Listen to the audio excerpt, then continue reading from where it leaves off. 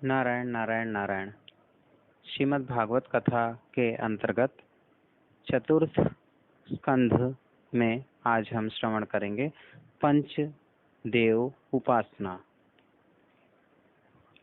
सच्चिदानंद रूपाय विश्वोत्पत्त्यादि Hathaway तापत्रय विनाशाय श्री कृष्णाय वयम नमः।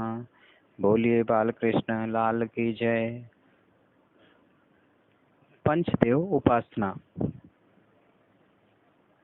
सनातन धर्म में पंचदेव की उपासना है। सनातन धर्म में पंचदेव की पूजा है। थोड़ा सा विचार करो तो ध्यान आएगा। मानव का शरीर 5 तत्वों से बना हुआ है। पृथ्वी, जल, अग्नि, वायु, आकाश से शरीर बना है।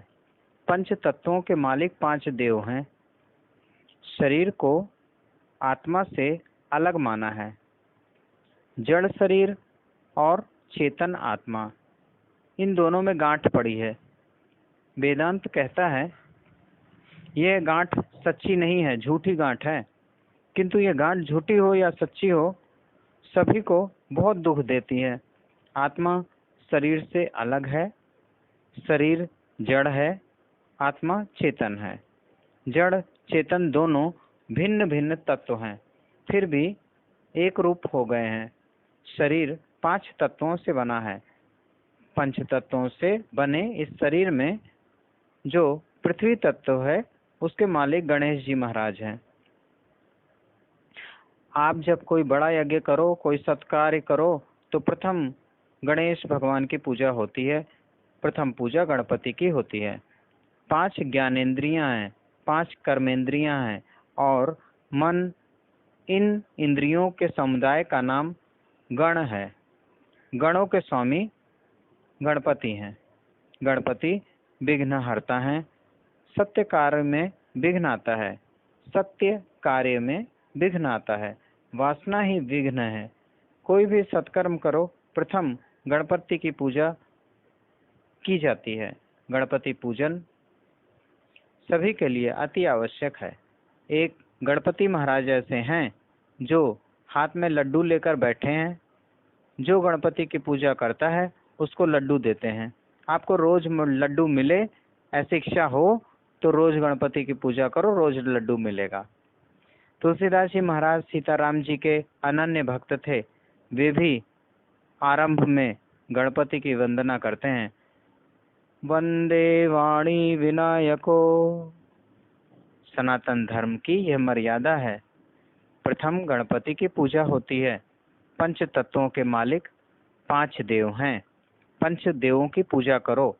प्रत्येक घर में पंच देव की पूजा होनी ही चाहिए।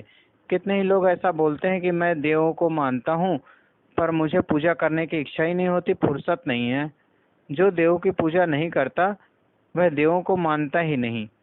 देवों को मानता हूँ ऐसा बोलने से लाभ नहीं है। जो देवों को मानता है वह देवों की पूजा किए बिना रह नहीं सकता। कितने ही लोग स्नान करने के बाद गीता जी का पाठ करते हैं, स्वाध्याय करते हैं, प्रार्थना बोलते हैं, पूजा नहीं करते। पूजा बिना भगवान प्रार्थना सुनते ही नहीं। पहले पूजा करो, फिर प्रार्थना होती है।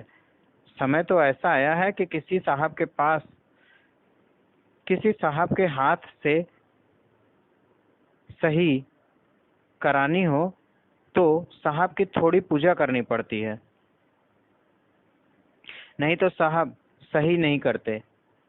साहब को कोई एक फूल दे या फल दे तो वह सही करेगा।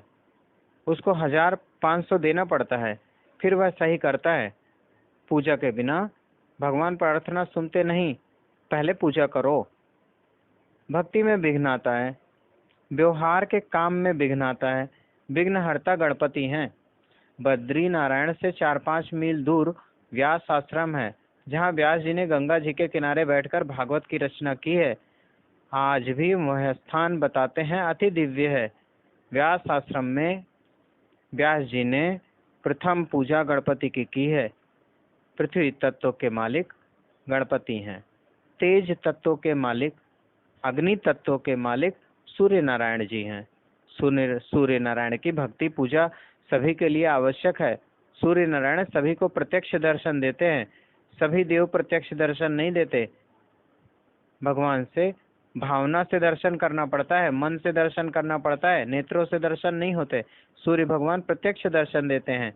ये हनुमान जी हैं, ये गणेश जी हैं। आंख को पत्थर की मूर्ति दिखती है, वैष्णव लोग भावना करते हैं ये मूर्ति नहीं, हनुमान जी हैं, गणेश जी हैं। दूसरे सभी देव भावना से दर्शन देते हैं। एक सूर्य नारायण ऐसे हैं जो प्रत्यक्ष दर्शन देते हैं। सूर्य नारायण में भावना करने की जरूरत ही नहीं पड़ती है। लोग कहते परमात्मा कहाँ है? ये सूर्य नारायण ही तो परमात्मा है, जो अंधकार का विनाश करते हैं, प्रकाश देते हैं। सूर्य की पूजा सभी के लिए अति आवश्यक है।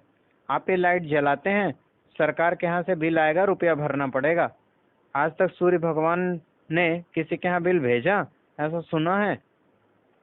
सूर्य नारायण सभी को प्रकाश देते हैं। जो सूर्य के प्रकाश का उपयोग करता है वह सूर्य का ऋणी है, कर्ज है उसके ऊपर सूर्य भगवान का। आप सूर्य को क्या देते हैं? सूर्य नारायण कभी अवकाश नहीं लेते। पंचांग में जो समय लिखा है उससे 1 मिनट का भी फेर नहीं होता, उसी समय सूर्य भगवान आ जाते हैं। सूर्य नारायण आरोग्य देते हैं, आपके रोगों का विनाश करते हैं। सूर्य की पूजा सभी के लिए आवश्यक है। सूर्य नारायण को अर्घ्य दान करो, जल अर्पित करो। सूर्योदय से प्रथम स्नान करना चाहिए। सूर्य नारायण के सम्मुख जो दंत धावन करता है, शौच विधि करता है, वह सूर्य नारायण का अपमान करता है। सूर्य नारायण उसको श्राप देते हैं। सूर्य नारायण प्रत्यक्ष परमात्मा है। सूर्योदय से पहले स्नान करो। स्नान के 3 भेद शास्त्र में बताए हैं: ऋषि स्नान, मानसी स्नान, राक्षसी स्नान। आकाश में तारा का दर्शन हो तब स्नान करके आसन पे बैठ जाओ, संध्या करो, गायत्री जप करो, पूजा करो। आकाश में तारों का दर्शन होते जो स्नान करता है वह ऋषि स्नान है। आकाश में कोई तारा का दर्शन नहीं हो रहा है और सूर्य भगवान अभी बाहर नहीं आए हैं, ऐसे समय में जो स्नान किया जाता है वो मानवीय स्नान है। सूर्य उदय होने के बाद जो स्नान करता है वही राक्षसी स्नान है। भगवान की कथा में यहाँ सब ऋषि आकर के बैठे हैं, यहाँ कोई राक्षस नहीं आया है। अगर कोई राक्षस आया भी हो तो कल से वो ऋषि बन करके कथा में आएगा।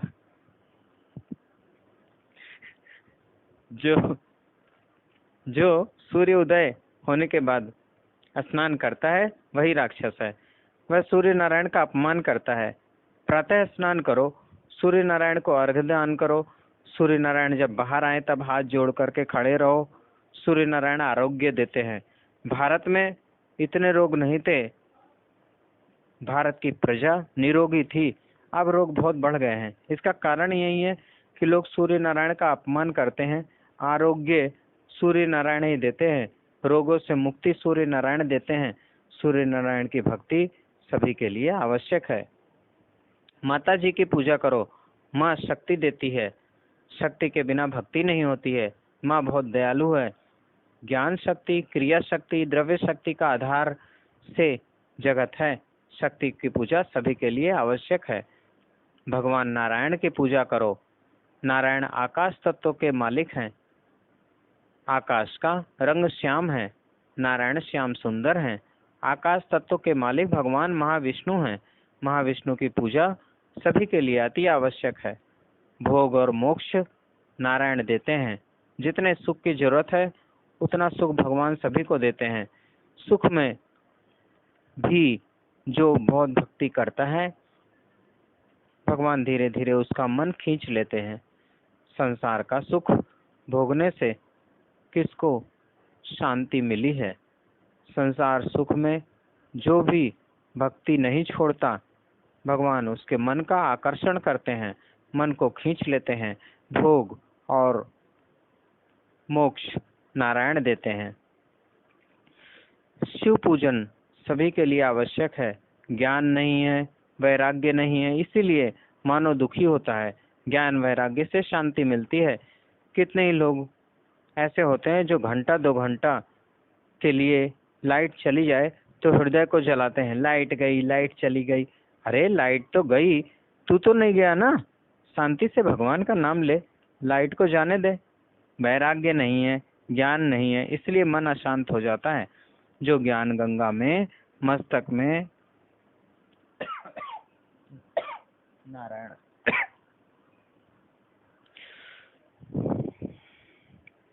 जो ज्ञान गंगा को मस्तक में धारण करता है वह जीव शिव रूप होता है।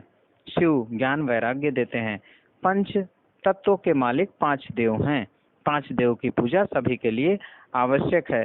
गणपति महाराज, सूर्य भगवान, माँ शक्ति की आराधना, नारायण की पूजा और भोलेनाथ की पूजा। 5 तत्वों के मालिक 5 देव हैं। पंच देवों की पूजा सभी के लिए अति आवश्यक है। इष्ट देव में 16 आना प्रेम रखो। अन्य देवों की अंश रूप समझ करके, अन्य देवों को भगवान का अंश रूप समझ करके उनकी पूजा करो। इष्ट को मध्य में रखो। चारों देव को 4 दिशाओं में रखो।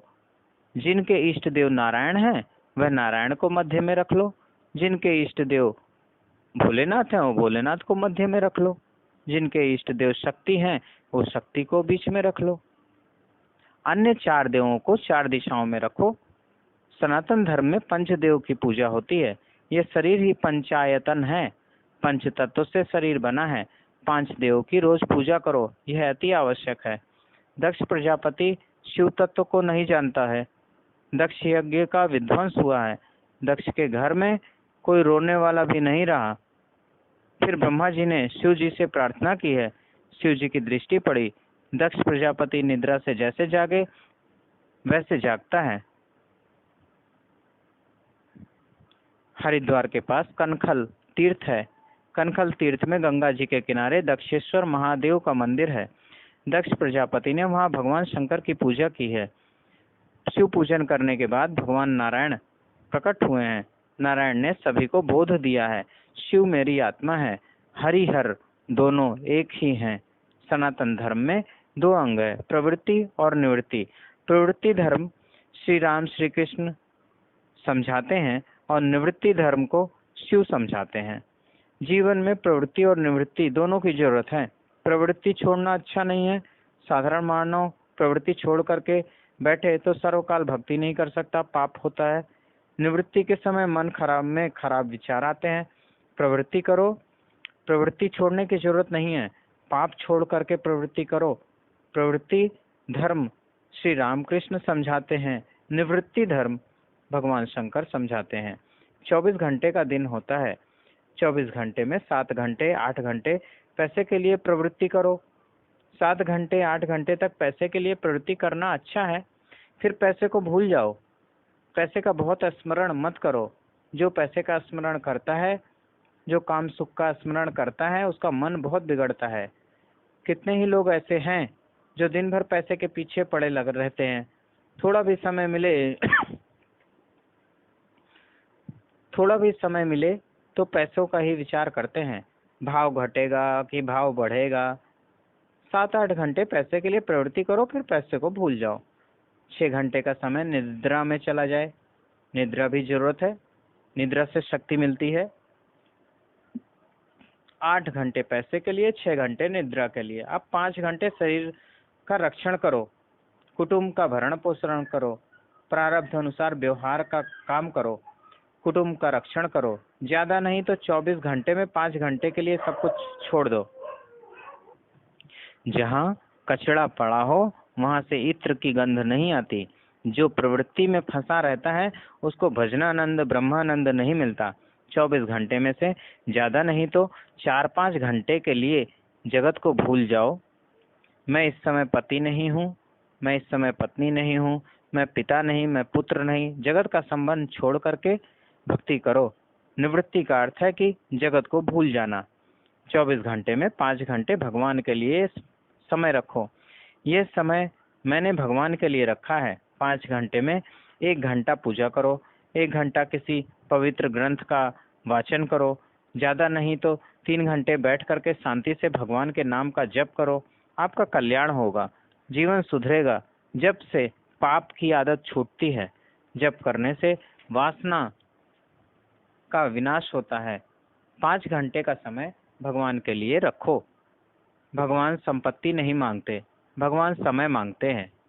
मेरे लिए कितना समय रखा है? 24 घंटे में, ज़्यादा नहीं तो 5 घंटे का समय भगवान के लिए रखो। निवृत्ति धर्म शिव समझाते हैं और प्रवृत्ति धर्म भगवान राम भगवान कृष्ण समझाते हैं। सनातन धर्म में हरि हर की पूजा है। हरि हर दोनों एक ही हैं। शिवस्य हृदय विष्णु, विष्णोश्च हृदय शिव। शिव के हृदय में विष्णु है, विष्णु के हृदय में शिव है। ये हरि हर हैं, दोनों एक ही हैं। भगवान नारायण ने सभी को उपदेश दिया है, शिव मेरा ही स्वरूप है। भगवान शंकर का वर्णन वेद भी बराबर नहीं कर सकते। जीव शिव स्वरूप का वर्णन क्या कर सकता है? शिव जी की लीला अनंत है। शिव अल्प बल और अल्प बुद्धि हैं। जीव अल्प बल और अल्प बुद्धि है। संक्षेप में शिव चरित्र का थोड़ा सा भावार्थ सुनाया है। सभी कथा बराबर करूं तो 2.5-3 घंटे का समय लगता है। भागवत की कथा सागर के जैसी है, समय का स्मरण रखना ही पड़ता है। एक प्रकरण में बहुत विस्तार हो जाए तो दूसरे प्रकरण को संक्षेप करना पड़ता है। शिव चरित्र का भावार्थ अनंत है। जगत में जितने संत महात्मा हुए हैं सभी ने भगवान शंकर की बहुत भक्ति की है। शिव कृपा से ही वासना का विनाश होता है। शिव कृपा से ही रामकृष्ण की भक्ति मिलती है। शिव भोग देते हैं, शिव मोक्ष भी देते हैं। सुखदेव जी महाराज वर्णन करते हैं। धर्म प्रकरण की कथा पूर्ण हुई है। अब अर्थ प्रकरण का प्रारंभ होता है। नारायण नारायण नारायण। कल की कथा में हम श्रवण करेंगे ध्रुव चरित्र। श्री भागवत भगवान की है आरती, पापियों को पाप से है तारती। श्री भागवत भगवान की है आरती, पापियों को पाप से है तार। ये अमर ग्रंथ, ये मुक्ति पंथ, ये पंचम वेद निराला, नव ज्योति जगाने वाला। ये अमर ग्रंथ, ये मुक्ति पंथ, ये पंचम वेद निराला, नव ज्योति जगाने वाला। हरि नाम यही, हरि धाम यही, हरि नाम यही, हरि धाम यही, जग मंगल की है आरती, पापियों को पाप से है तार। ये शांति गीत पावन पुनीत, पापों को मिटाने वाला, हरि दर्श कराने वाला।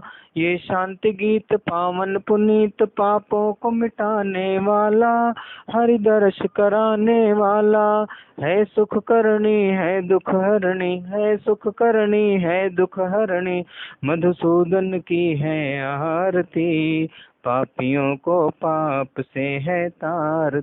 ये मधुर बोल जग फंद खोल, सन्मार्ग बताने वाला, बिगड़ी को बनाने वाला। ये मधुर बोल जग फंद खोल, सन्मार्ग बताने वाला, बिगड़ी को बनाने वाला। श्री राम यही घन श्याम यही, श्री राम यही घन श्याम यही, प्रभु के महिमा की आरती, पापियों को पाप से है तारती। श्री भागवत भगवान की है आरती, पापियों को पाप से है तारती, पापियों को पाप से है तारती। कर्पूर गौरम करुणावतारम, संसार सारम भुजगेन्द्रहारम, सदा वसंतम हृदयारविंदे, भवम भवानी सहितम नमामि। नीलाम्बुश्यामल कोमलांगम, सीता समारोपितवाम भागम, पाणौ महाश्चायक चारुचापम, नमामि रामं रघुवंशनाथम।